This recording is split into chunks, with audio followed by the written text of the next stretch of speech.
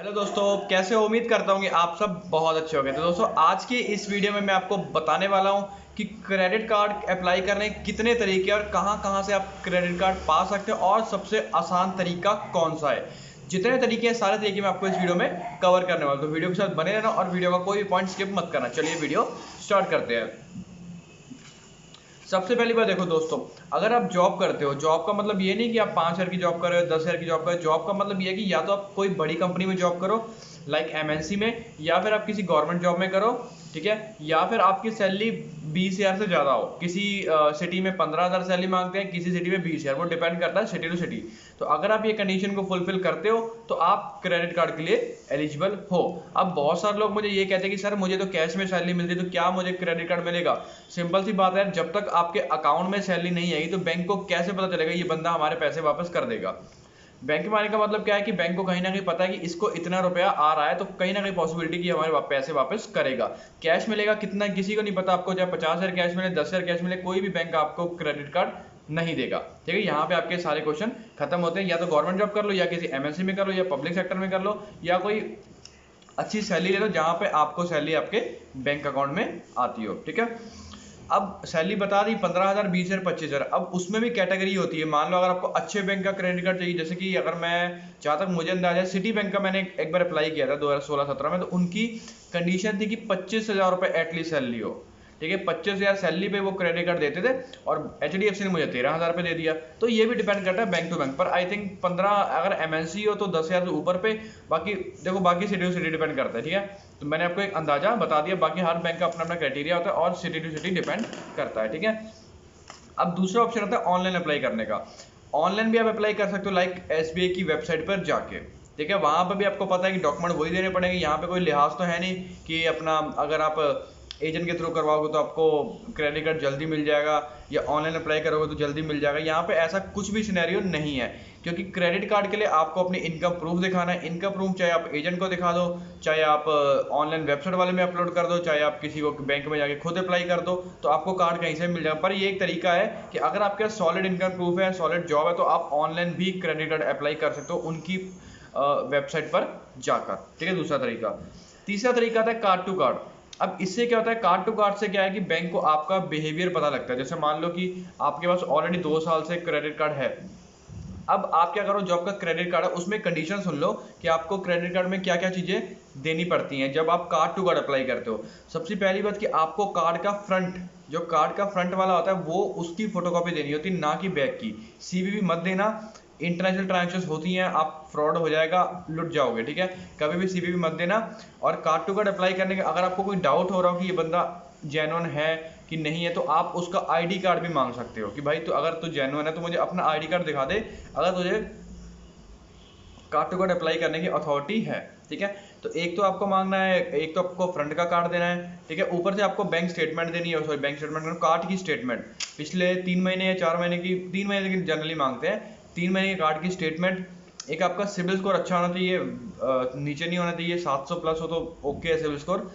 एक आपकी लिमिट 30,000 से ऊपर होनी चाहिए। ये मैं एसबीआई का कार्ड टू कार्ड बता रहा हूँ, बाकी हर बैंक का थोड़ा बहुत ऊपर नीचे हो सकता है।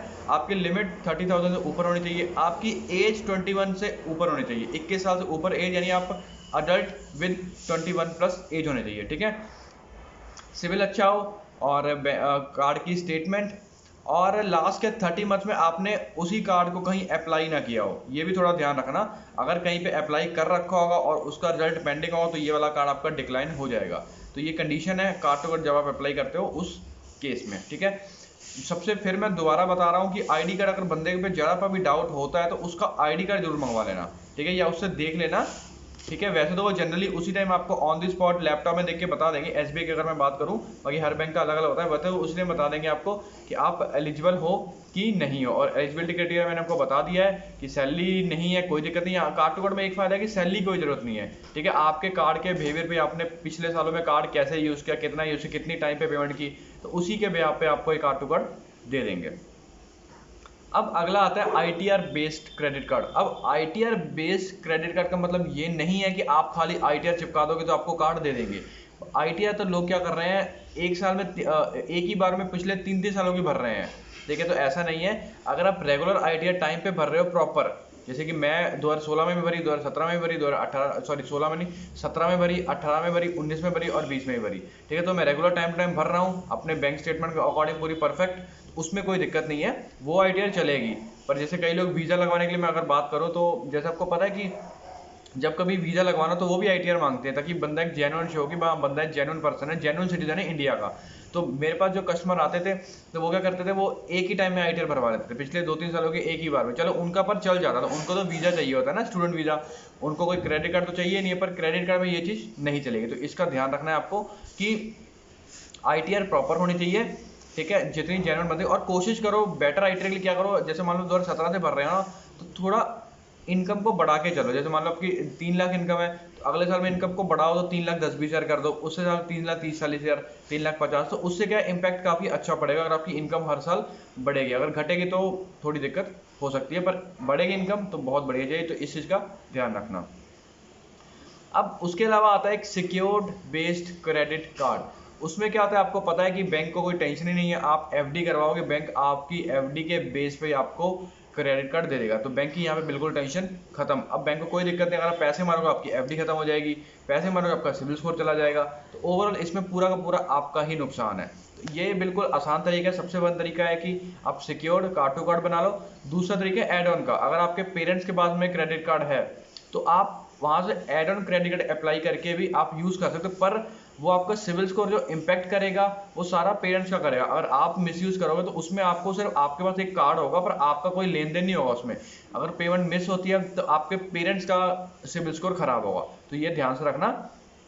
तो बेटर क्या है कि अपना ही क्रेडिट कार्ड बनवाओ, वहां से ले तो लोगे आप अपने पेरेंट्स से, यूज भी कर लो, कोई दिक्कत नहीं है, पर आपकी ना तो कोई सिविल स्कोर जनरेट होगी, ना आपको कोई फायदा होगा, ना आपको कोई फ्यूचर में क्रेडिट कार्ड मिलेगा, क्योंकि वो तो सब कुछ पेरेंट्स को ही मिलेगा। ठीक है, तो ये एक थोड़ी सी डिसएडवांटेज है लगा लो कि एड ऑन कार्ड की, तो इसका थोड़ा ध्यान रखना। अब अगर मैं बताऊं तो आसान तरीका कौन सा, सबसे आसान तरीका एफडी पर, एफडी बेस पे क्रेडिट कार्ड बनवाओ, कोई दिक्कत नहीं है, आराम से हंस के आपको मिलेगा। उससे आसान तरीका एमएनसी। अगर हल्की फुल्की भी इंग्लिश आते हैं तो दिल्ली एनसीआर में चले जाओ, बड़ी बड़ी कंपनी में काम कर लो, वहाँ पे क्या आपको कम सैलरी पे क्रेडिट कार्ड मिल जाएगा। एक बार क्रेडिट कार्ड मिल गया, एक साल में टाइम पे पेमेंट करोगे, यूज करो तो आपको दूसरा क्रेडिट कार्ड मिलेगा, फिर तीसरा मिलेगा, जैसे कि मेरे बने 13,000 सैलरी में। आपको पता है कि मेरा भी क्रेडिट कार्ड बना था। तो ये सबसे बेटर तरीका है। हालांकि उस टाइम मुझे इतनी जरूरत नहीं थी क्रेडिट कार्ड की, पर फिर भी मुझे भी जैसे हर एक को होता है ना, यार मेरे पास क्रेडिट कार्ड हो, मेरे पास क्रेडिट कार्ड हो, उस टाइम मेरे भी मन में थी, तो मैंने इसलिए ले लिया। तो अब आप मुझे ये बताओ कि आपको क्रेडिट कार्ड कैसे मिला है, कमेंट करके बताओ, तो मैं देखता हूँ कितने लोगों को क्रेडिट कार्ड अपना कार्ड टू कार्ड में मिला है और कितने लोगों को मिला है सैलरी पे पे, और सैलरी मेंशन कर देना कितनी सैलरी पे मिला है, ताकि मुझे अंदाजा हो जाए। तो वीडियो को लाइक और शेयर कर देना, शेयर उनको कर देना जिनको इस वीडियो की बहुत जरूरत है। Thank you for watching my video दोस्तों।